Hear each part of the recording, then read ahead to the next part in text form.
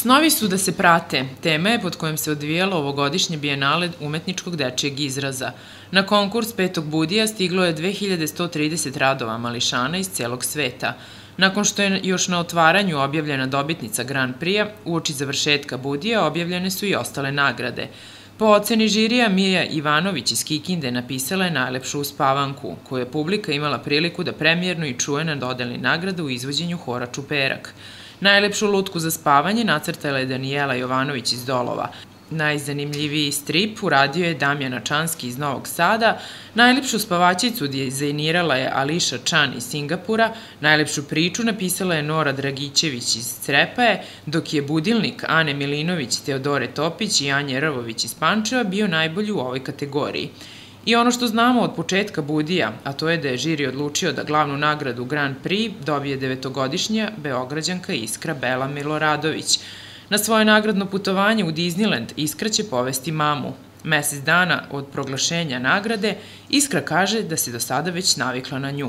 Malo drugčije, mislim lepo mi je, pak da sam osvojila, ali drugčije nego kad je onako bilo odjednom saznanje i to, onda je bilo veliko iznenađenje, sad mi je onako već običnije, sad već smišljamo plan kako ćemo ići.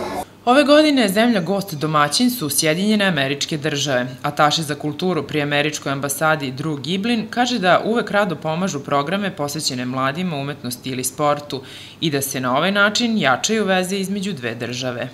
Bilo je odlično, svaka čast organizatorima i za ovaj program, mesec dana aktivnosti za mlade ljudi, za decu, to je lično. Kao roditelji, i ja mogu da kažem, trebamo aktivnosti kao Budi festival. Bila je odlična šansa za nas iz Američke ambasade da podržimo to i da učimo više o ovoj zajednici ovde u Pančevu.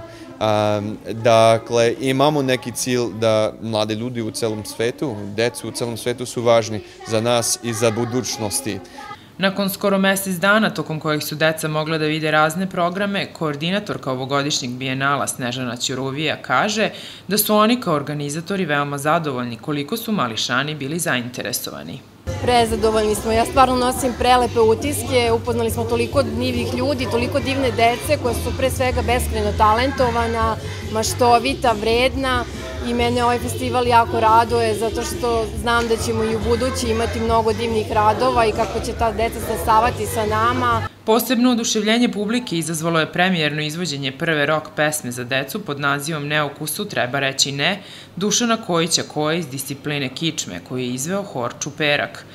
Na programu Budija u subotu je mjuzikl Crvenkapa i žurka pod maskama u Narodnom muzeju 19 časova, dok će ovogodišnji Budi biti završen u ponedeljak 16. juna humanitarnim koncertom na kome će nastupiti svi plesači Pančeva.